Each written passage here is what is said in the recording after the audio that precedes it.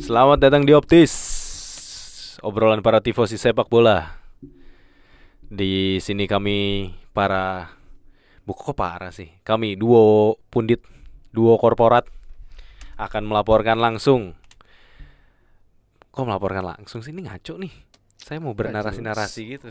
Pokoknya kita akan melaporkan Kayak gini mau langsung jadi top podcast gimana? updatean dari Piala Dunia. Ini by the way, mic-nya tolong dibenerin dong, coba. Itu aduh, gimana mau jadi podcaster? Gimana mau diundang di TV lu? Ulang. Gimana sih? Ulang. Halo, selamat datang di Optis, obrolan para tifosi sepak bola. Ya, udah bener. Nah, gitu dong. Kan gini enak podcast kita jadi agak rame ya kan. Oke, jadi di episode 7. Episode 7 ngapain disebutin episodenya? Kong, jadi gimana Kong menurut Kong? Apa? Maroko berhasil menang adu penalti melawan Espanyol. Iya. Espanyol. Ya memang Spanyolnya main jelek sih. Ya udahlah. Mic lu deketin, kagak kedengeran itu Ya. tadi. Aduh. Oke, halo semua teman-teman. Ya gimana? Ya begitu dah. Siapa yang main jelek? Yang main jelek yang pasti Enrique salah milih pemain aja. Oke. Ya. Udah. Audio aman ya, audio aman. Aman. Ya udah. Spanyol menang lawan Maroko, Portugal memperkosa Swiss 6-1. Lalu ada Argentina yang berhasil memenangkan pertandingan melawan Australia. Belanda menang lawan siapa ya? Belanda menang lawan yang kalah siapa? 3-1. 3-1. Iya, Australia kalau nggak salah. Enggak dong, Australia kan lawan Argentina. Oh iya. Ini kali Senegal. Senegal Kan bukan. Senegal kan lawan Inggris. Iya. Udah nggak ngerti lah gue. Menang ya pokoknya dia. Pokoknya menang. Kok Gua gitu? Gue nggak nonton. Katanya pundit. Gimana sih Ya, ini pundit korporat? bapak ngomong sosok ngerti World Cup, padahal bapak nggak nonton juga. Nah, saya mah ketiduran semalam kan yang Kalau Portugal Kalau Swiss. saya kan selalu follow up semua pertandingan Piala Dunia karena saya ingin diakui sebagai pundit sejati. Ih, luar biasa. Namun, ini adalah plot twist yang akan kita lakukan. Kami sudah bosan bahas Piala Dunia. Karena kami berdua bosan membahas Piala Dunia. Enggak sih. Rupanya Enggak, bukan karena bosan, karena yang ini lebih menarik buat dibahas dan lebih to the roots ya. Karena ini berhubungan dengan Italia. Nah, the biggest club in Italia. The biggest club ya. Iya. Ya AC Milan berarti. Mesti diakui lah. Ya, gila kali. Kok gimana siapa? Inter Milan. Susah. Genoa. Aduh. Jadi rupanya pandemi COVID-19 itu berdampak ke semua lini. Tidak terkecuali lini-lini serang Juventus, lini bertahanan, dan lini manajemen. Gimana tuh? Nah, rupanya semua ini berawal dari semenjak pandemi. Pandemi ini selain menyisakan luka duka bagi para korban, ternyata juga menyisakan ruang-ruang celah untuk dimanfaatkan. Betul. Ya, jadi banyak yang mengambil jalan-jalan lain, entah itu jalan pintas, entah itu jalan tidak pintas gitu ya. Nah, tidak terkecuali the biggest club in Italia, Juventus. Rupanya semua ini berawal dari pandemi COVID-19. Ya, Rang ya. Iya, sebenarnya di before lah, sebenarnya dari sebelumnya, cuman ini kasus yang hampir mirip, tapi ini ngambil dari sudut pandang yang lain. Serupa tapi tak sama ya. Serupa tapi tak sama. Mungkin kalau sebelumnya yang udah sempet rame kan masalah plusvalenza kan, dimana memanipulasi nilai transfer, dan itu bukan cuma ngelibatin Juventus aja, ada Napoli juga, setahu gua ada Inter, ada Juve, dan ada tim-tim lain lah yang nggak terlalu gede lah. Cuman waktu itu yang memang sangat dilihat kan Juve, karena aktivitas transfernya kelihatan banget cukup membuat orang tuh mempertanyakan gitu. Napoli juga salah satunya, buat transfernya Osimhen tuh cukup menjadi pertanyaan, karena kan dia ada trading 4 pemain, dan 4 pemainnya dihargain kurang lebih kayak 5 juta euro, tapi habis itu nggak pernah main sama sekali. Berarti gitu. Napoli uang-uang haram ini ya ternyata. Ada metode penggunaan plusvalenza juga, tapi pada akhirnya di pengadilan nggak ada yang bisa membuktikan, karena lu nilai pemain, bisa menilai pemain kan nilainya sangat-sangat nggak ada parameter yang bisa dihitung gitu. Jadi makanya masalah plusvalenza akhirnya ditutup dengan keputusan bahwa tidak bersalah, tapi kita sama-sama tahu bahwa itu sebenarnya adalah suatu hal yang menyimpang gitu. Suatu hal yang dipermainkan. Jadi berawal dari situ ya. Oke, berarti gini.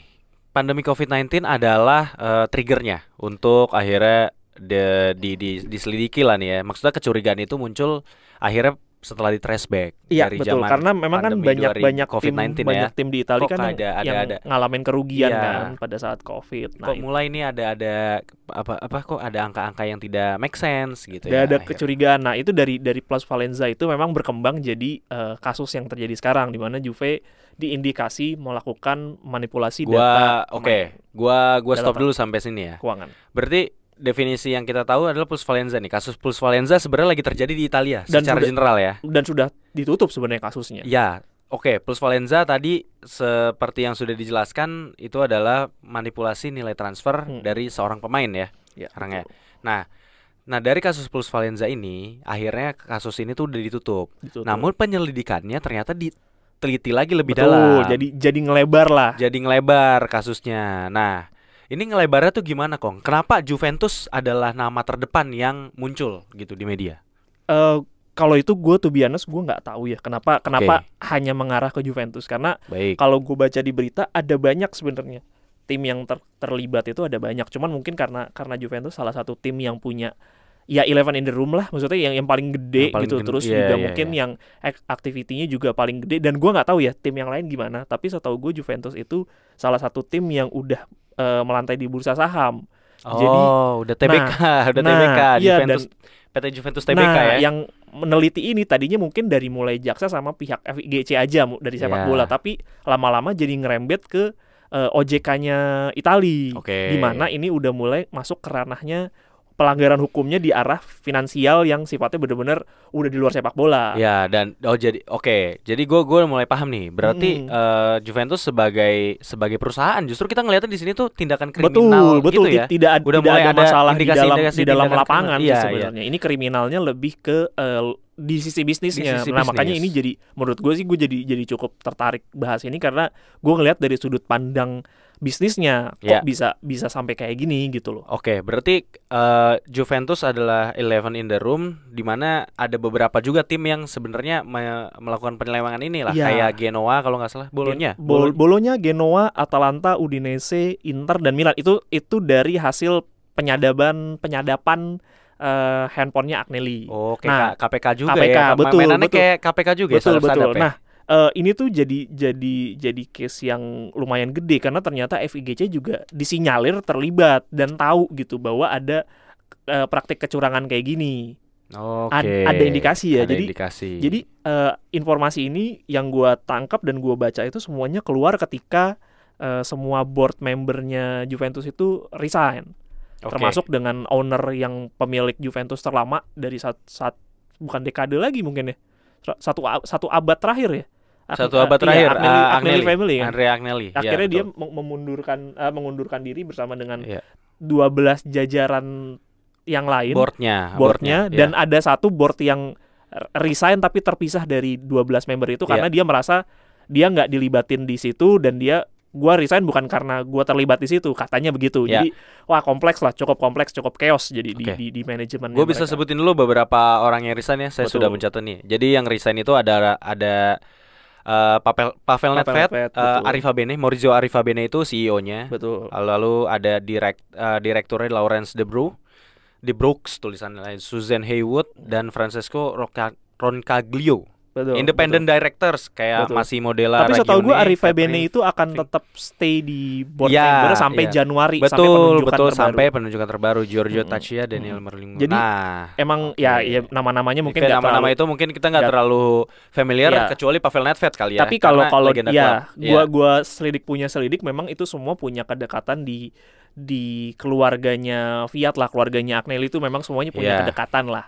Pada intinya di situ. Nah, hal yang tadi disebutin tuh masalah keterlibatan FIGC, terus juga masalah informasi yang dilakukan pelanggarannya itu semua baru keluar ketika board membernya ini cabut. Karena yang kita tahu kan Agnelli family ya udah segitu cintanya lah sama Juventus. Ketika case kemarin si pelatih kerennya itu siapa sih? Gue Allegri. Mas Milano Allegri. Mas Milano Allegri. Oke tuh dikritik abis-abisan di depan ya Agnelli gitu. Kelihatan bahwa ini orang nggak mungkin lah tiba-tiba mau ngelepas jabatannya dia gitu, maksud atau ngelepas klubnya dia tanpa ada garda terdepan tanpa ada reason yang jelas gitu loh. Bahwa ya tiba-tiba ini cabut, sepak bola Italia juga lagi rehat, jadi kayak kaget gitu semua pihak tanpa terkecuali ya kita yang denger juga termasuk jadi yang kaget gitu.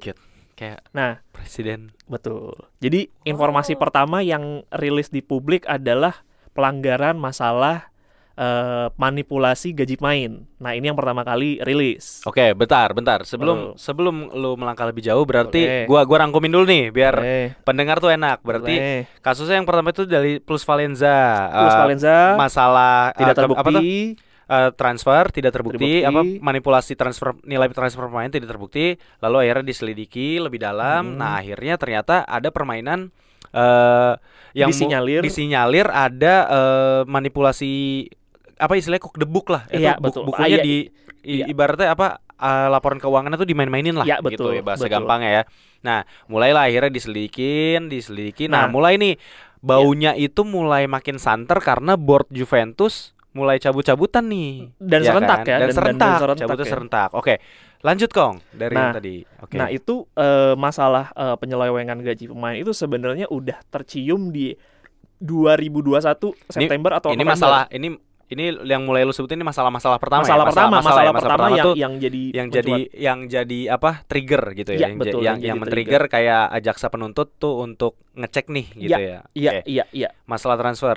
Silakan lanjut. Masalah gaji pemain. Jadi di sini case-nya adalah pada saat COVID kemarin, ya seperti perusahaan-perusahaan yang lain, mungkin ada beberapa company di Indo juga yang udah ngalamin ketika kemarin COVID, banyak yang either mungkin gajinya dipotong atau tunjangannya dipotong kalau PNS ya yang setahu gue, atau juga kayak THR dicicil karena itu gunanya untuk ada teman kita yang kayak gitu. Banyak lah use case gitu. Nah, itu tidak terkecuali ternyata pemain sepak bola ya. Iya, betul. Tanpa terkecuali pemain sepak bola, dan itu berlaku untuk Juve. Nah, di manajemen Juve berpikir untuk menyelamatkan atau mengurangi OPEX-nya mereka atau pengeluarannya mereka. Operational expenses ya teman-teman, OPEX betul. tuh. Yeah. OPEX itu termasuk salah satunya gaji. Nah, itu mereka rilis ke publik bahwa mereka potong 4 bulan gaji staff dan pemain di Juve untuk mereduce pengeluarannya mereka. Yeah. Nah, itu yang dirilis di publik. Nah, kenyataannya yang memang sekarang sudah secara hukum sudah dipermasalahkan, itu adalah ternyata pada kenyataannya pemain itu hanya dipotong sebulan gaji. 3 bulannya itu dibayarkan under the table, which mean itu tidak terdeteksi secara pajak dan itu tidak terdeteksi secara legal. Legal itu maksudnya nggak ada transferan gaji yang legal gitu loh. Bahwa itu kayak nggak ada slip gajinya. Nggak ada slip gajinya, itu ya semuanya terjadi secara ilegal atau under table. Oke, berarti bahasa gampangnya gini ya. Misalnya gua perusahaan lu nih, gua pemain Juve nih, lu Andrea Agnelli atau siapapun lah, lu yang ngegaji gue. Jadi berarti lu ngerilis di publik itu tuh lu motong gaji gua 4 bulan nih. Tapi sebenarnya lu salaman sama gue di belakang kayak nih gaji lu 3 bulan nih, Ja. Tapi ya udah nih pegang aja ya. Diem aja. Sebenarnya lu dipotongnya cuma sebulan doang. Ini mah biar gampang aja ini mah. Nah, tapi keuntungan buat Juve melakukan itu tuh apa? Enggak kena pajak. Memanipulasi laporan keuangan supaya minusnya lebih sedikit.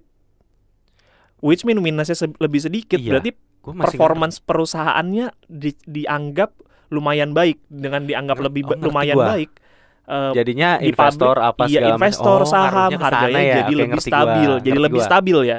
Bukan berarti jadi untung, bisa jadi lebih stabil, lebih stabil. Karena company kan ngomong. Gue ngerti karena ini company, jadi paling nggak janganlah dilihat ini company-nya ngerugi atau kayak jatuh nih. Jadi biar tetap dilihat sama publik tuh ini gagah gitu ya. Dan tadi yang sebulan tadi itu kalau gua cari itu keuntungannya tuh. Iya, betul. Dan konyolnya lagi tadi kan dibilang sebulan kan sebenarnya potong. Nah, ternyata sebulannya itu juga tetap dibayar tapi berupa dengan bonus. Jadi misalkan mereka juara atau apapun lah. Nah, itu sebulannya bakal ditransfer. Jadi pada intinya mereka nggak dipotong sama sekali.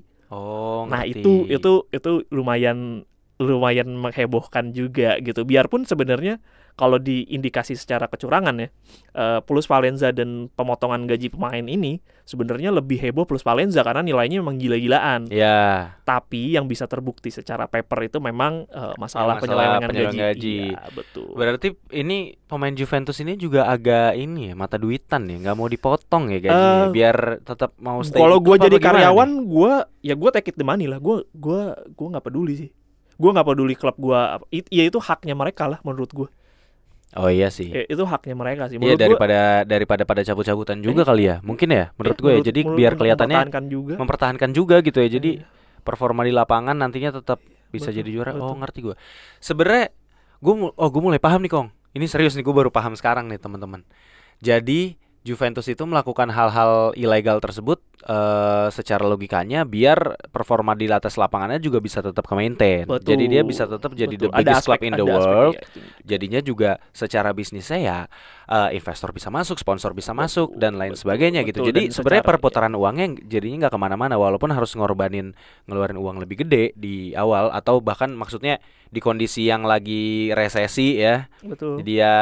Jadi harus ngegaji pemainnya full. Tapi ya seenggaknya tetap berprestasi. Jadi nanti secara jangka panjangnya tuh bakalan balik gitu, cepat atau lambat. Oke, ngerti gua. Nah, berarti pertama itu masalah pemotongan manipulasi pembayaran gaji. Nah, ini secara investigasinya pemain-pemainnya juga bakalan kena hukum nggak? Karena kan mereka sebenarnya terlibat gitu. Iya, lebih ke masalah balikin pajak pendapatan aja sih. Lebih ke situ sebenarnya. Cuman ya kayaknya general ya. General, tapi secara etika juga harusnya lo ketika ada penyelewengan kayak gini kan lo harusnya ngelaporin karena kan negara rugi sebenarnya. Tapi ya whatever lah. Karyawan. Iya, karyawan lah ya. Maksud gue ya the most evilnya memang terjadi di area manajemen lah intinya. Iya. Nah, masuk lagi ke situ. Nah, akhirnya di bulan akhir November kemarin itu secara pengadilan sudah memasukkan board-boardnya itu sebagai tersangka. Jadi jadi yang tadinya dari penyelidikan itu udah dimasukin ke jadi tersangka. Nah, itulah mengapa semua board yang terlibat dan terindikasi sebagai tersangka itu melakukan resign massal atau mundur secara massal. Untuk apa? Untuk nyelamatin klubnya sendiri. Gitu. Jadi biar jangan sampai klubnya ini tidak diafiliasikan. Tidak diafiliasikan dengan klubnya. Biar secara klub Juventus tetap bisa maju nih, bisa gerak. Klubnya tetap bisa berjalan. Nah, merekanya tetap mengikuti dengan proses hukum yang berlaku gitu. Jadi arahnya begitu ya. Kotor-kotornya mirip lah. Kayak sama kayak negara nggak tahu sih ada. Maksud gue kayak itu terjadi juga kirain.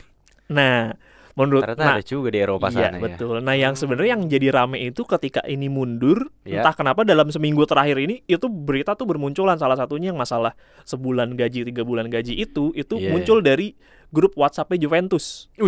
Di mana katanya WhatsApp encrypted. Berarti ada cepu dong. Cepu, pasti ada tikus dalam tikus. Waduh. Jadi ya kalau gue jadi karyawan pun gue juga akan nyelamatin diri sendiri lah. Gitu. Itu mungkin salah satu metode untuk menyelamatkan diri sendiri, dia ngelaporin. Sebentar. Berarti ketika ini beritanya udah rame, ada ibaratnya jadi ada fakta-fakta baru nih yang muncul. Betul, whistleblower banyak. Jadi kayak ini nih ada perannya nih yang kebuka masa 3 jadinya. bulan gaji apa segala macam ini siapa aja yang nerima gitu ya, siapa aja yang terima. Oh, jadi ada yang nyanyi lah ibaratnya. Ada yang nyanyi, betul. Ya kayak kasus-kasus di negara kita aja kalau udah mulai dipepet ya untuk nyelamatin diri ya kita ngorbanin yang lain. Iya, kayak siapa tuh yang KTP tuh. Aduh. Ya nggak usah jauh-jauh Pak, yang nembak orang kemarin juga ada. Punya apa gitu ya. Tapi maksud gue itu pertama Cielini tuh dia ada nge-share informasi itu, dan informasinya memang dibilang jangan informasikan informasi ini ke publik ataupun press release. Jadi maksudnya berarti kan itu ada kesalahan di situ atau penyelewengan informasi di situ. Ya, ngerti gua. Berarti ini buat yang tahu-tahu aja nih. Iya, yang tahu-tahu aja. Terus yang itu pertama, yang kedua juga itu ada rilis transkrip percakapan antara tadi yang beberapa pemimpin klub-klub besar Itali beserta dengan FIGC.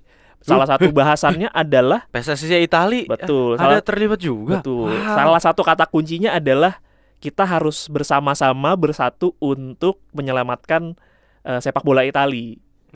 Salah satu omongannya adalah itu. Tapi pada intinya sebenarnya itu juga masih terkait dengan masalah plusvalenza sama penyelewengan atau manipulasi pendapatan.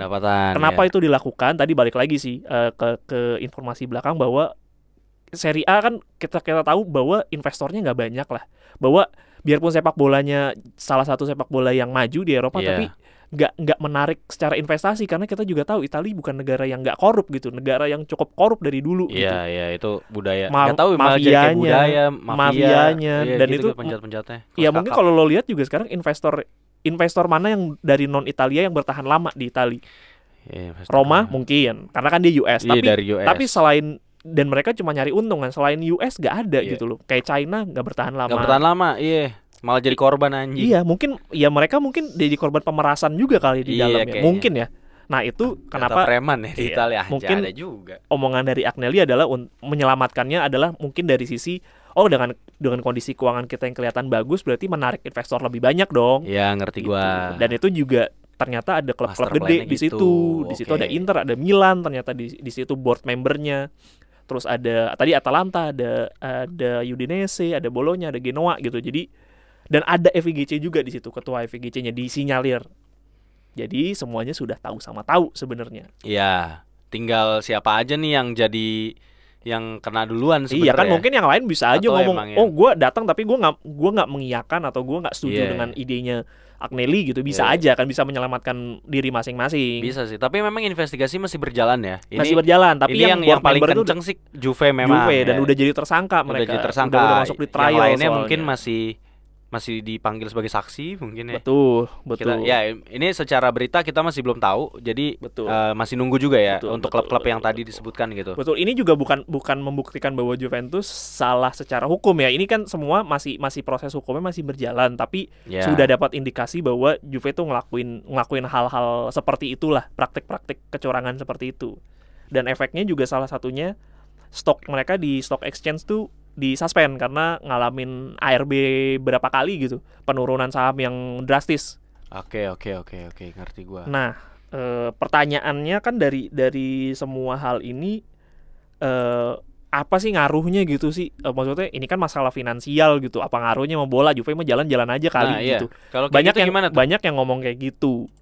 Pada kenyataannya sebenarnya tidak sesederhana itu, karena yang pertama kali jadi masalah adalah Juve ini udah ngelanggar beberapa aturan selain dengan aturan sepak bola. Yang pasti udah aturan hukum udah dilanggar. Kena hukum lah. Itu iya, dia udah cook the book tuh. Iya. Kriminal Pak. Udah kriminal, betul. Dan yang dirugikan udah banyak orang, udah investor, udah ya lebih banyak sih investor ya dari pihak luar gitu. Udah bukan pihak dalam lagi yang dirugikan. Betul.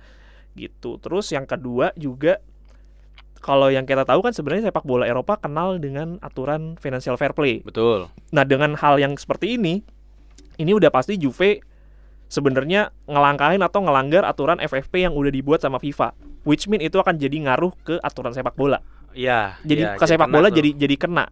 Dan udah nggak bisa sesederhana didapat hukuman denda uang soalnya.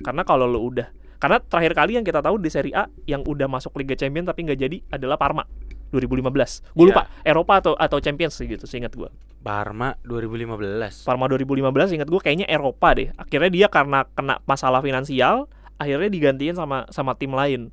Nah, oke, lanjut. Ya itu kan berarti kan udah ada yang kayak gitu, udah ada contoh nyatanya di Italia, dan itu hukumnya ada dan harusnya dia nggak bisa ikut, tapi dengan manipulasi ini dia udah berapa musim ikut Champions, dia dapat prize money juga, hadiah dari hak siar juga, which mean itu kan ya gue nggak tahu nanti hukumannya gimana, harus dibalikin, harus ganti. Iya, wah itu bisa jadi malah jadi ke seri C segala macam. Betul. Jadi ini impactnya tadi kayak zaman dulu jadi Lazio, iya, jadi makanya Parma, jadi degradasi. Makanya mungkin kalau teman-teman bisa cek di berita juga, ini kemungkinan bakal lebih parah daripada kasus 2006 karena yang dilukai itu pihaknya lebih banyak. Iya. Bukan cuma sepak bola dan hukum saja. 2006 sepak itu bola, hukum, OJK, apalah semua. 2006 itu tuh memang murni di dalam lapangan. Ada Calciopoli itu tuh terlibat dari match fixing gitu kan. Dan itu yang terlibat kan. Oke lah, ada tindakan kriminal di sana, tapi juga sifatnya di bolanya. Betul. Gitu. Ya paling yang terlibat FIGC, terus abis itu juga mungkin dapat masalah hukum, masalah polisian. Nah ini kalau di sini yang terlibat ada FIFA juga, ada investor, ada OJK, ada businessman, ada investor. Wah. Dan ini tuh ini tuh udah ranah ini sih, udah ranah perusahaan yang manipulasi laporan. Jadi ya udah kriminal. Betul, kriminal. Dan dan hubungannya ya tentu namanya ini perusahaan ya bisnisnya juga pasti kena, dan kebetulan bisnisnya ya sepak bola. Udah pasti nih. Betul.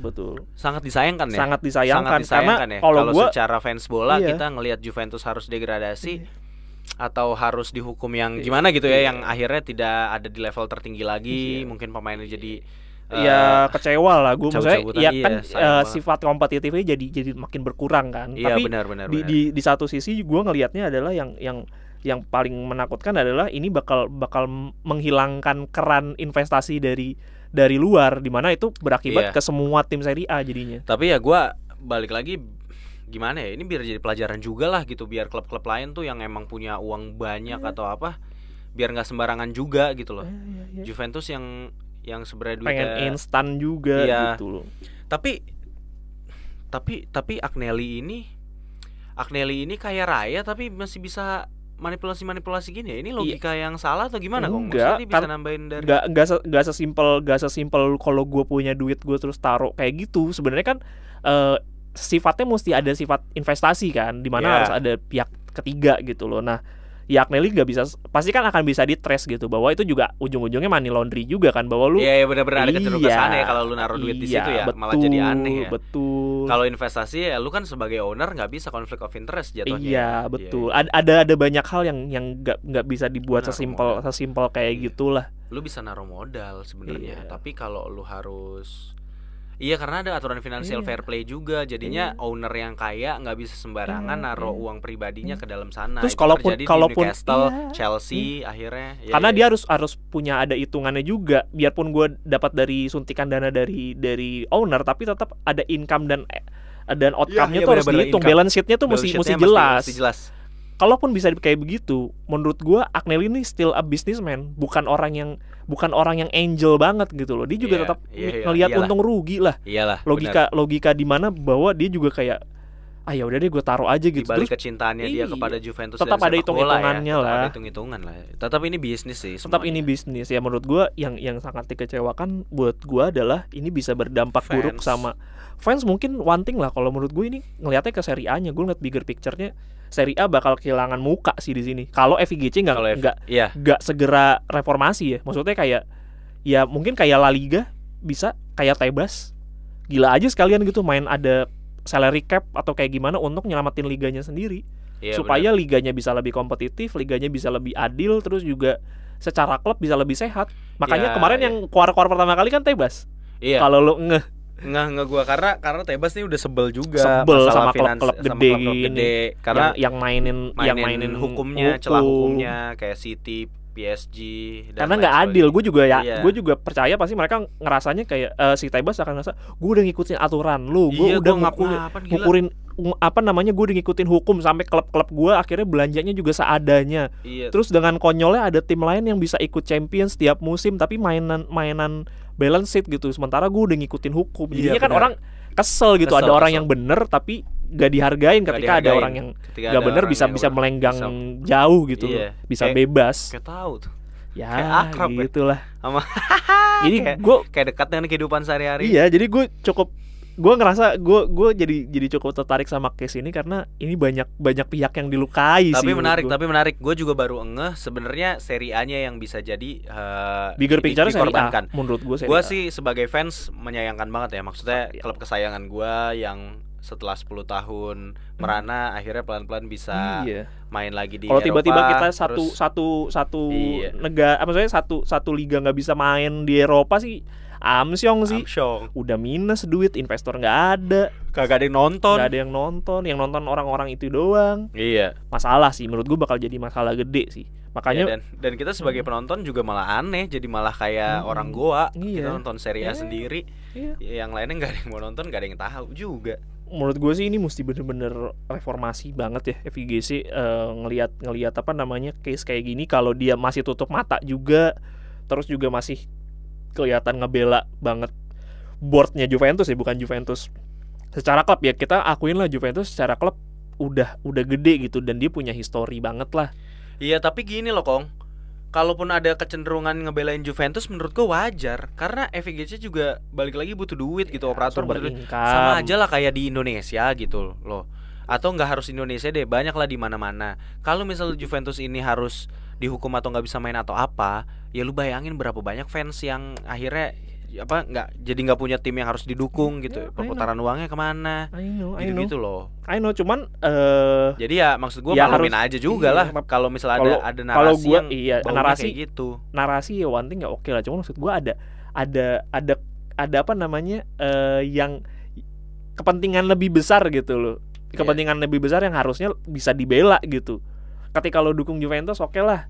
Juventusnya secara klub akan tetap sustain, tapi ternyata secara liga lu nggak sustain, ya udah sama aja, mati aja gitu. Ya sayang banget sih. Ya menurut gue harus punya otak lah mereka lah, dan gue yakin mereka bukan orang goblok lah, nggak mungkin. Ya gue dengar dari ininya De Laurentiis juga, ownernya Napoli, dia bilang nggak mungkin lah FIGC nggak tahu hal-hal yang terjadi di klubnya yang mereka manage. Itu hal yang mustahil gitu loh. Berarti ini adalah skandal besar setelah Calciopoli ya? Iya betul.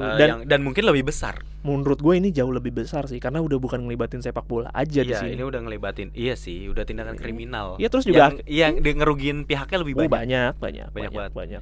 Aduh, sayang banget ya. Betul. Dan yang tadinya Plus Valenza udah ditutup buku, akhirnya dibuka lagi. Dan salah satu yang kasus yang kemarin gue baca itu masalah Locatelli. Jadi dia ada klausul transfer sama Sassuolo, jadi Juventus beli sekian juta, si Sassuolo itu boleh ngambil pemain Juventus dengan harga tertentu.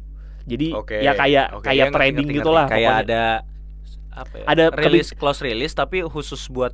Jadi ada transfer dalam transfer, kebijakan transfer di dalam transfer. Jadi pemain Sassuolo tuh boleh ngambil pemain Juventus harganya 3 juta euro gitu. Tapi pemain misalkan mungkin pemain umur berapa ada range-nya mungkin ya. Tapi ya kayak gitu. Jadinya kan kayak ini sabun banget ini gitu. Jadi kayak grosiran ya. Betul. Dan yang lucunya itu Locatelli pada saat pindah ke Juventus sebenarnya dia udah ditawarin sama Arsenal dengan transfer fee lebih besar. Ini yang paling aneh, transfer fee lebih besar dan kontrak yang lebih besar. Mungkin yang kalau kontrak one thing lah ya. Locatelli mungkin bisa lebih yang ngelihat kecintaannya sama Juventus oke lah. Tapi kalau dari sisi klub mana ada klub yang dikasih duit lebih gede kagak mau ngambil. Ada apa dengan Sassuolo dan Juventus? Waduh. Itulah. Jadi maksud gua itu salah satu yang dibuka, dan akan ada banyak lagi mungkin yang akan dibuka. Jadi menurut gua ini jadi saga baru yang gua sih to be honest setiap hari gue selalu buka sih. Gue selalu cari di Twitter beritanya, gue cari di media Itali karena memang ini gede banget sih. Gua gede banget sih. Gua sebelum nge-tag podcast ini baca sekilas banget ya di La Gazzetta dello Sport. Itu juga cuma ngeliat highlight doang. Emang bener-bener ini tuh berita gede sih. Betul. Sama kayak lo kita di Indonesia ya, kayak berita PSSI ada mafia, waktu kayak kasus mafia bola kemarin. Betul. Cuman kalau menurut gua mafia bola kemarin tuh ya udah kalau itu nggak ngeganggu ini loh. Maksud gua nggak, sebenarnya pihak yang dirugikan tuh ya bukan dari sisi perusahaan gede-gedenya gitu loh. Ada yang dirugikan, tapi ya ini kan ranah hukum gitu. Maksud gua nggak bener-bener involved di dalam lapangan, dan sebagai bisnis klub atau apapun tuh nggak yang terlibat. Beda sama Juventus ini gitu. Cuman maksud gua di La Gazzetta dello Sport tuh udah bener-bener headline-nya ini semua gitu. Jadi emang ini menurut gua di Italia sendiri pun kayaknya skandal deh. Skandal gede. Kayaknya geleng-geleng kepala juga nih warga Italia. Ada lah yang teriak-teriak gimana, ya udahlah emang udah kita nggak layak masuk Piala Dunia lah, beginilah FIGC-nya. Pasti ada itu. Ya pasti ada. Ini jadi ini banget lah, red alert banget lah buat PSSI lah, Persatuan Sepak Bola seluruh Italia. Iya, maksudnya ini bisa jadi apa namanya, red alert banget. Mereka mesti aware bahwa ya kalau ini nggak direformasi segera sih ya, jangankan lo ngomongin Juventusnya lah, mungkin Serie A-nya bisa chaos sih. Sekarang tanpa ada case Juventus aja, klub-klub udah ada berapa klub sih yang udah sekarang udah dibubarkan secara secara tim gitu. Iya, ada yang gue inget di Palermo, Cesena udah banyak gitu. Iya, udah dalam 5 tahun terakhir aja deh gitu aja udah banyak, dan apalagi kalau kayak gini investor lebih turun lagi. Berarti emang kenapa sepak bola Italia turun tuh juga emang masalah di internal negaranya juga ya. Mungkin investasinya susah, masalah pajaknya dia. Masalah pajak, masalah ya premanisme tadi tanda kutip karena ya. Itu tadi kita ngomongin satu Mafia. faktor bisnis. Mungkin kalau teman-teman yang udah mungkin ngikutin sih mungkin tahu ya, kalau yang enggak kayak stadion itu nggak bisa dimilikin klub, itu harus pemerintah. Ada beberapa yang punya stadion sendiri, tapi itu susahnya setengah mati, dan bukan Juventus yang punya. Sisanya setahu gue itu punya Pemda. Inter Pemda kan berbagi dengan Inter sama Milan Pemda. Jatuhnya bahasa gampangnya Pemda. Napoli juga Pemda, dan banyak yang masih Pemda karena Naples ya. Karena ya banyak hal lah. Ya mungkin nanti kita di podcast berikutnya atau episode lain kita bisa bahas dari aspek bisnisnya ya. Iya, benar. Cuman ya gitu, sebegitu kompleks dan problematiknya sepak bola Italia sih, dan Juventus dalam hal ini jadi salah satu pionir lagi di salah satu di salah satu skandalnya di Italia. Ya kita lihatlah bagaimana ini berakhir.